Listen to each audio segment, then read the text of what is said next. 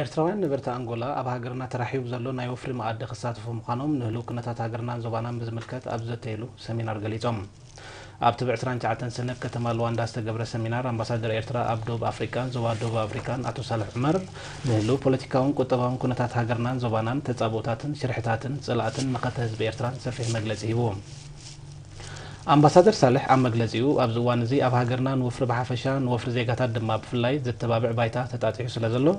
ኣብ አንጎላ ዝነብሩ ዜጋታት ነዚ ዕድል እዚ ብግቡእ ተጠቂሞም ንነብሶምን ንሃገሮምን ዘርብሕ ወፍሪ ከካይዱን ኣብ ተንድሮ ብርክታት ክሸጣ ጀሚረን ዘለዋ ትካላት ብርክታት ክዕድጉን ኣዘኻኺሮም